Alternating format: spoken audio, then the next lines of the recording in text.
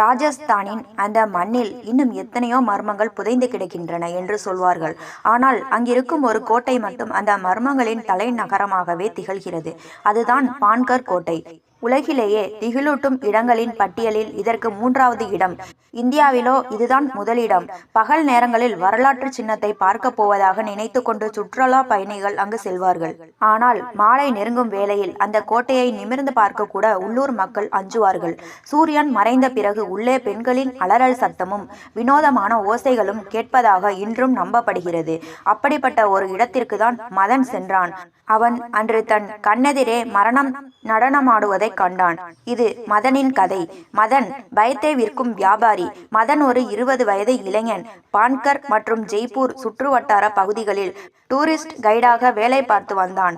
அவனுக்கு தெரிந்த ஒரே தொழில் இதுதான். வயதான பெற்றோரை காப்பாற்ற வேண்டிய பொறுப்பு அவன் தோளில் இருந்தது. மதனிடம் ஒரு சாமர்த்தியம் உண்டு. வரலாற்றை அப்படியே சொன்னால் யாருக்கும் பிடிக்காது என்பது அவனுக்கு தெரியும். அதனால் ஒவ்வொரு கதையிலும் கொஞ்சம் மசாலா சேர்த்து திகிலை கூட்டி சொல்வான்.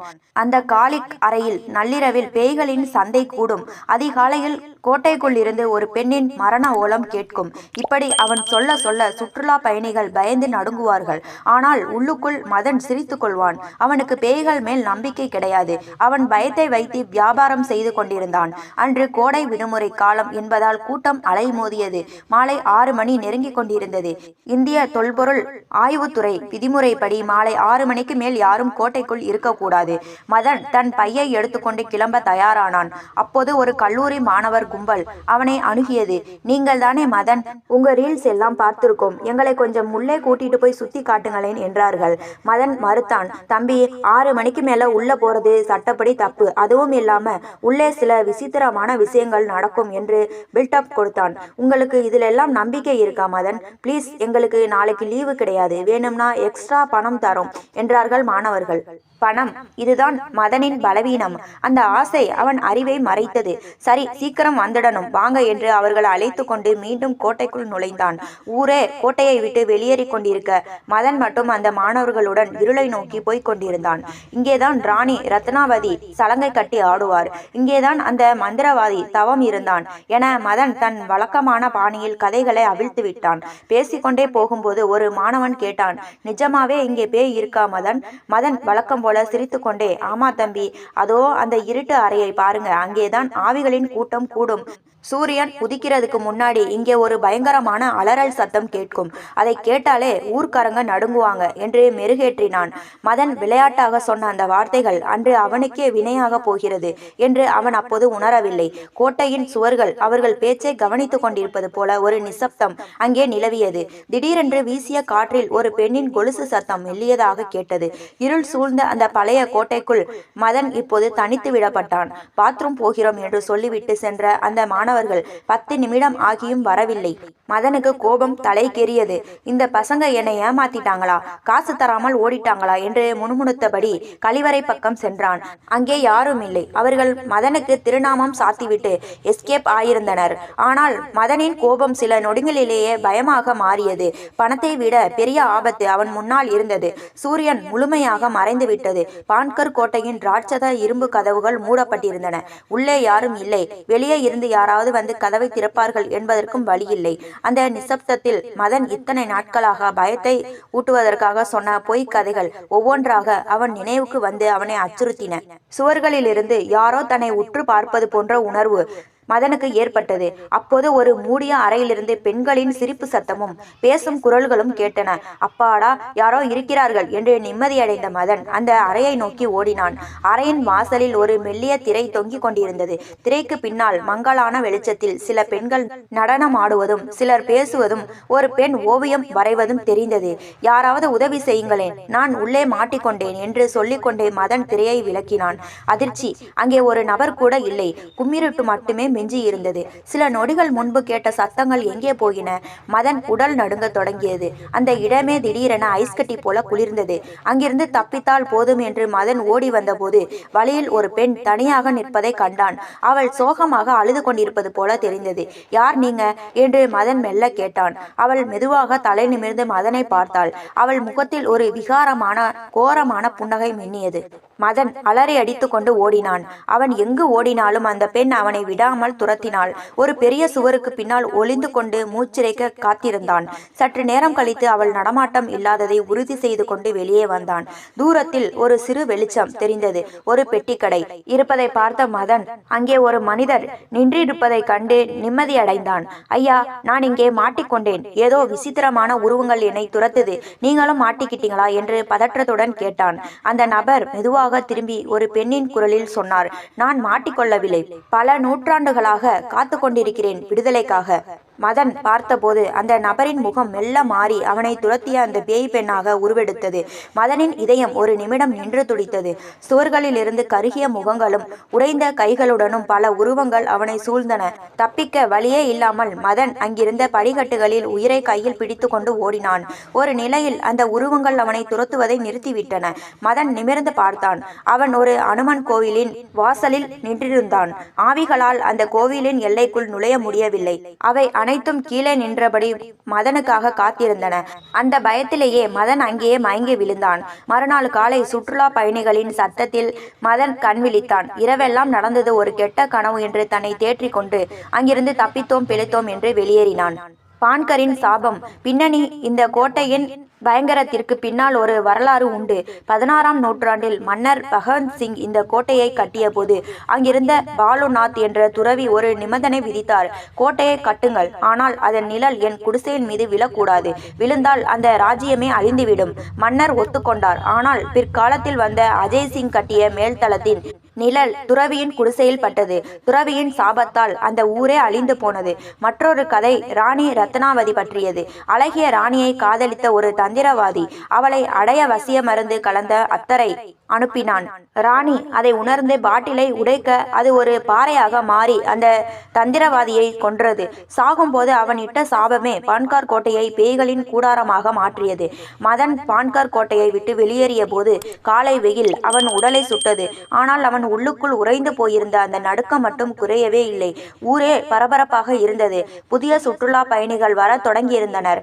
மதன் நேராக தன் வீட்டிற்கு சென்றான். அடுத்த சில நாட்கள் அவன் யாருடனும் பேசவில்லை. அந்த பேய் பெண்ணின் கோரமான புன்னகையும் அந்த தந்திரவாதியின் சாபக்குரலும் அவன் காதுகளில் ஒலித்து கொண்டே இருந்தன. மதன் எப்போதும் போல பயத்தை விற்கும் கைடாக இருக்க முடியவில்லை. அவன் ஒரு விஷயத்தை கவனித்தான். அன்று அந்த அனுமன் கோவிலில் இருந்து அவன் தப்பி வந்த பிறகு அவன் உடலில் சில மாற்றங்கள் தெரிந்தன. அவன் கண்ணாடியை பார்க்கும் போதெல்லாம் அவனுக்கு பின்னால் யாரோ நிற்பது போன்ற பிம்பம் தோன்றி மறைந்தது. ஒரு நாள் இரவு மதன் தூக்கத்திலேயே அலறினான். அவன் கனவில் ராணி ரத்னாவதி வரவில்லை.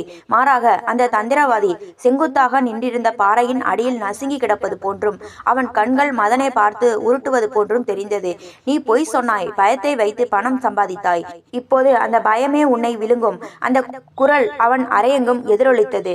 மதன் இனி அமைதியாக இருக்க முடியாது என்று முடிவு செய்தான். பான்கார் கோட்டையை பற்றி தான் சொன்ன மசாலா கதைகளுக்கும் பின்னால் இருக்கும் உண்மையான ஆபத்து என்னவென்று அறிய விரும்பினான். அவன் அங்கிருந்த வயதான பெரியவர் ஒருவரை சந்தித்து பேசினான். பெரியவரே, அன்று நான் பார்த்தது வெறும் மாயையா என்று கேட்டான் மதன். பெரியவர் மெல்ல புகைப்பிடித்தபடி சொன்னார், மதா, இந்த கோட்டையில் உலவும் ஆவிகள் யாரையும் சும்மா வந்து பிடிப்பதில்லை. யார் ஒருவன் பயத்தை விளையாட்டாக நினைக்கிறானோ அவனைத்தான் அவை குறிவைக்கும். நீ இத்தனை வருடம் அந்த ஆவிகளின் பெயரால் பொய் சொல்லி பிழைப்பு நடத்தினாய். இப்போது அவை உன்னிடம் கணக்கு கேட்கின்றன. மதனுக்கு தலை சுற்றியது. அன்று அந்த மாணவர்கள் பாத்ரூம் செல்வதாக சொல்லி மறைந்தார்களே, அவர்கள் மனிதர்களா அல்லது அவனுக்கு அந்த விதியை உணர்த்த வந்த உருவங்களா என்ற சந்தேகம் அவனுக்குள் எழுந்தது. மதன் இப்போது உணர்ந்தான். பயம் என்பது வெறும் கதையல்ல, அது ஒரு சக்தி. பான்கார் கோட்டையை விடவும் பயங்கரமான இடங்கள் இந்த உலகில் உண்டு. அந்த இடங்களை பற்றி தெரிந்து கொள்வது முக்கியமல்ல, அந்த இடங்களின் மௌனத்தை மதிப்பதே முக்கியம். அவன் இப்போது ஒரு புதிய பயணத்தை தொடங்க தயாரானான். பான்கார் என்பது ஆரம்பம்தான். உலகெங்கிலும் உள்ள டாப் 5 திகிலூட்டும் இடங்களுக்கு சென்று அங்கே மறைந்துள்ள வரலாற்று சுவடுகளையும் தீராத சாபங்களையும் உலகிற்கு சொல்ல அவன் முடிவெடுத்தான். மதன் தன் அறையில் அமர்ந்து பான்கார் கோட்டையில் எடுத்த வீடியோக்களை ஒவ்வொன்றாக பார்த்து கொண்டிருந்தான். அப்போது ஒரு காட்சியில் அவன் உறைந்து போனான்.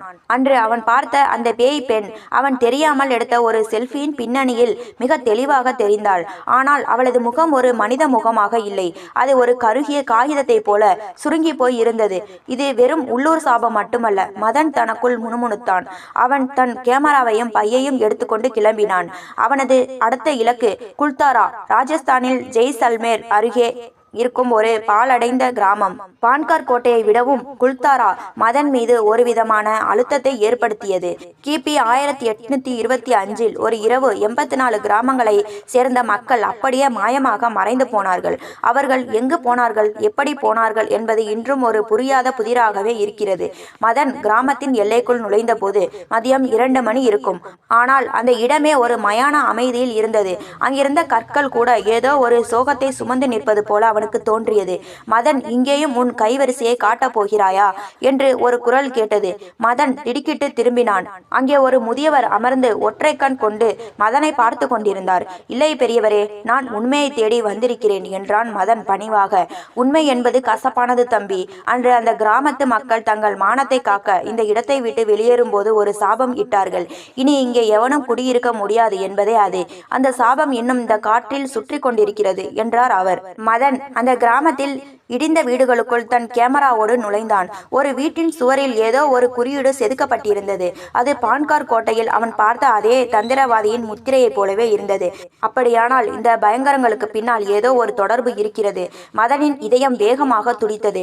திடீரென்று அவனது கேமரா திரையில் ஒரு எரர் செய்தி வந்தது. பேட்டரி முழுமையாக இருந்தும் கேமரா அணைந்தது. சுற்றுப்புற வெப்பம் சட்டென குறைந்தது. அவனுக்கு பின்னால் ஒரு மெல்லிய சலங்கை சத்தம் கேட்டது. அவன் மெதுவாக திரும்பி பார்த்தான். அங்கே யாரும் இல்லை. ஆனால் மணலில் யாரோ நடந்து வருவது போல பாத சுவடுகள் தானாகவே விழுந்து கொண்டிருந்தன. அந்த பாத சுவடுகள் மதனை நோக்கி தான் வந்து கொண்டிருந்தன. மதன் அங்கிருந்து தப்பித்து தன் வண்டிக்கு ஓடி வந்தான். அவனது மெயிலுக்கு ஒரு மர்மமான செய்தி வந்திருந்தது.